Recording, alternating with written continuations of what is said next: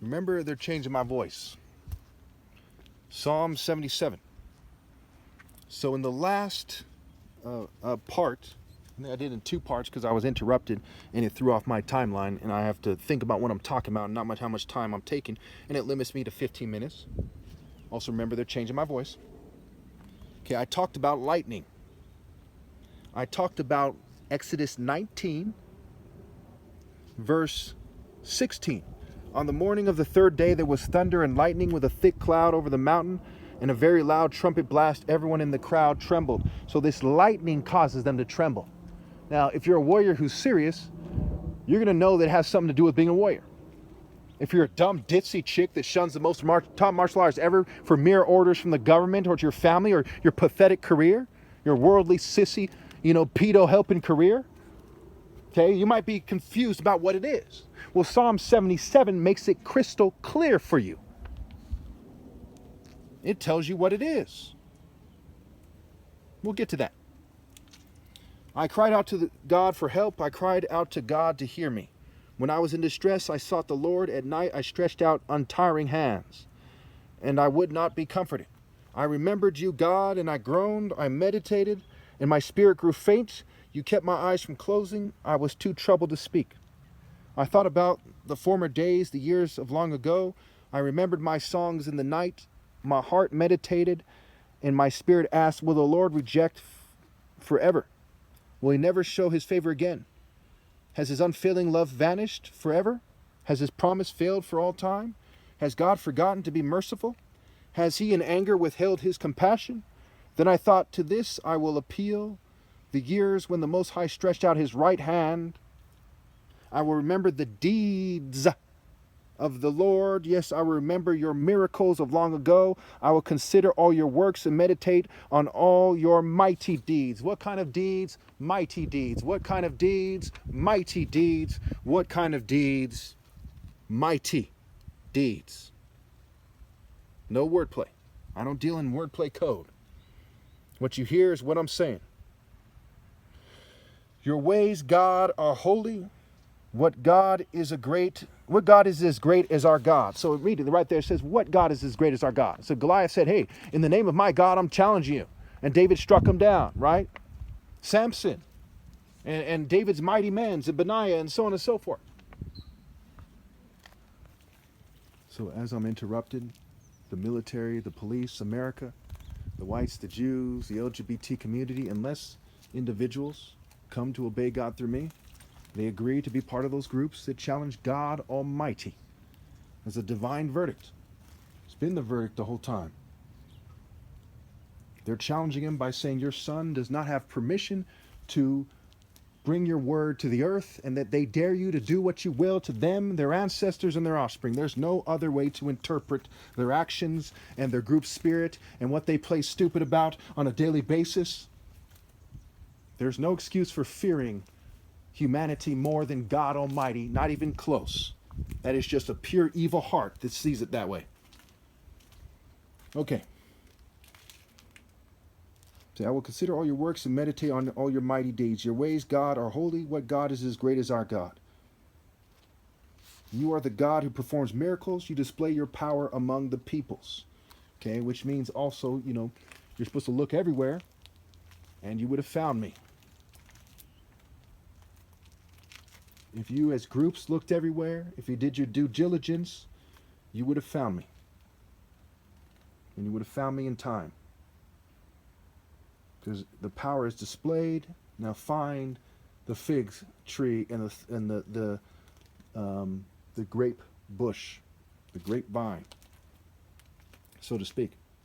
And of course, symbolizes where the good works come from, the righteousness, and so on and so forth. Okay. With your mighty arm you redeemed your people, the descendants of Jacob and Joseph, who they're superimposed on. The waters saw you, God. The waters saw you and writhed. The very depths were convulsed. The clouds poured down water. The heavens resounded with thunder. Your arrows flashed back and forth, right? The thunder, right? And the arrows. It makes it clear, just like in Psalm 144, we'll get into that, where it says, send forth lightning and scatter the enemy. Shoot your arrows and rout them. So they made it clear in Psalm 77, and they make it even more clear in Psalm 144. Okay? So it says your arrows flash back and forth. Your thunder was heard in the whirlwind. Your lightning lit up the world. The earth trembled and quaked. Your path led through the sea, your way through the mighty waters. Though your footprints were not seen, you led your people like a flock by the hand of Moses and Aaron. And who among you thinks that I'm wrong for chastising the world? Who among you thinks that my judgments are wrong? Who among you thinks that people should wait until they think is the right time to rally to me? And say some stupid craftsman bitch-ass excuse. Like, what would you expect me to do? This, and this was going on. And who you think should accept the divine verdict, even if it ends the fucking world on that moment? Remember, they're changing my voice. Psalm 144 of David. Praise be to the Lord my rock, who trains my hands for war, my fingers for battle. So what does God do according to the first verse in Psalm 144, a psalm of David? Jesus said, the root and offspring of David and the bright morning star. Praise be to the Lord my rock, who trains my hands for war, my fingers for battle.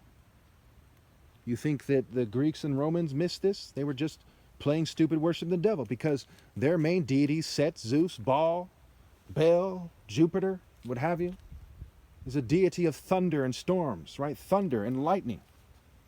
They superimpose some fat pedophile idiot on the idea of God's Almighty. And these are blows that are lightning. And they're compared to lightning and to the sun, the power of the sun and lightning, so to speak. Things that were natural points of reference, not scientific abomination, technology garbage, but things that are logical and natural and divine points of reference for true power. Again, praise be to the Lord my rock, who trains my hands for war, my fingers for battle. What kind of battle? They're training you, and if you want to train to go into modern warfare, you go to the Navy SEALs or the Marines or something. The Mossad or Spetsnaz. But if you want to train for divine battle, you come to the top martial artist ever. Okay? If you want to put on a psychology thong and act like you're doing something, you go to some ninny church. Pretty straightforward. You want to learn how to, knit, you go to somebody who teaches you how to knit. You want to learn how to fly, you go to, pilot school or whatever. But if you want to learn divine battle that's compared to the sun and lightning, you come to the Royal African Falcon Top Martial Artist Order. You come to me because that's what I'm anointed for. And of course, the essence of the battle now is obeying God through me, with an essence on trying to find me a suitable helper, because Marshall is marital scrambled and I'm called the bridegroom, and it's a profound insult to God on behalf of all your races, all your nations, and all your groups that you did not present your attractive women in submission and make it clear to me that anyone I pick is willing to marry me and to share my fate for great reward in heaven and great honor to their people. No, but there's some kind of worms that accepted their oppressors' patriarchal lines to a large degree and said, we'll do whatever you say, like bitches. Can they then turn around and say that God trained their hands for battle, or that they're in the spirit of God, the one that God did? That they're in the spirit of the root and offspring of David when they're all acting like bitches, cowards, punks, tail talk, sissies, Nancy's, pushovers, fraidy cats? So again, so you don't miss the connection between lightning, thunder, and God's warrior spirit. Psalm 144 starts with, praise be to the Lord my rock, who trains my hands for war, my fingers for battle. It will eventually get to send forth lightning and scatter the enemy, shoot your arrows and rout them. So now let's read the whole thing and wrap this up. Praise be to the Lord my rock, who trains my hands for war, my fingers for battle. He is my loving God and my fortress, my stronghold and my deliverer, my shield in whom I take refuge, who subdues peoples under me. Lord, what are human beings that you care for them? Mere mortals that you think of them. They are like a breath. Their days are like a fleeting shadow. Part your heavens, Lord, and come down. Touch the mountains so that they smoke. Send forth lightning and scatter the enemy. Shoot your arrows and rout them. Okay, notice when he touches the mountains, they smoke. In Revelation, a mountain is thrown into the sea. Okay? A star all of fire, a mountain all of fire, because God's wrath, God's presence, God has touched it, God has marshaled it. God has said, you will not enter the kingdom of heaven, you inhabitants of the earth, because of your profound disgraces are piled to the heavens. So that lightning was foreshadowing, so to speak, of what was to come. That those who had went into the earth and were earth huggers, spiritually speaking, instead of transcending this pitiful world and the despicable cultures it allows, okay, that those people were headed for being on the wrong side of God's wrath. Reach down your hand from on high, deliver me and rescue me from the mighty waters, from the hands of foreigners, whose mouths are full of lies, whose right hands are deceitful. I will sing a new song to you, my God. On the 10-stringed lyre I will make music to you, to the one who gives victory to kings, who delivers his servant David from the deadly sword. Now some of you, again, I can't stress this enough because some of you do not get this. Some of you don't understand that all victories are in principle. Did God Almighty deliver Stephen the martyr? Or Samson? Or John the Baptist? Or Jesus? Yes, he delivered them spiritually. They did not need to triumph over people's flesh, is so to speak, in that sense that people who think of modern warfare might think of it. They triumphed in principle, in spirit, in the formula of God, in the boundaries of God, in the scales of God, in the eyes of God. So when females are looking for the people who triumphed in the eyes of betas who've lost their mind, instead of the eyes of God, who are successful in the eyes of greedy corporate filth, like the Sacklers, who slaughtered 500,000 people so they could be rich, weird-looking punks, then of course those females have bad judgment. There's no other way to look at it. They'll run, not walk, to be some billionaire slut. He buys them a purse or something. But they shun the most righteous guy ever because their eyes are the eyes of the devil. They are the children of the devil. And when they have children, they are the children of the devil.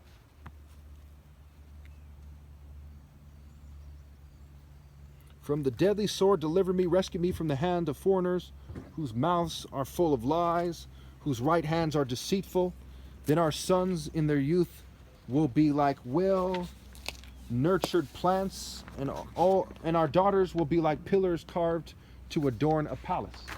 So why do they say like well-nurtured plants? We have the parable of the true vine, right? The explanation of the true vine. You have Revelation where the fire burns up the green grass, right? So it has to do with what, when you see in nature, you see the trees and the grass, they have a certain essence to them when they're healthy that says, hey, I'm taken care of by God. By God, not by man and cosmetics and mere human, dietitians and nutritionists and whatever these ninnies are called these days. Health doctors, health freaks. Tricks of the trade and the craft and craftiness. Tricks of the serpent. Anyway, let me wrap this up here. I'm caught between the noise and the horses. So anyway, and our daughters will be like pillars carved to adorn a palace. Our barns will be filled with every kind of provision. Our sheep will increase by the thousands, by tens of thousands. Excuse me, I got some typo here, but by thousands in our field. Our oxen will draw heavy loads, or our chieftains will be firmly established. See the Narmer palette? There's some kind of cattle depicted there on the Narmer palette, which showed during the time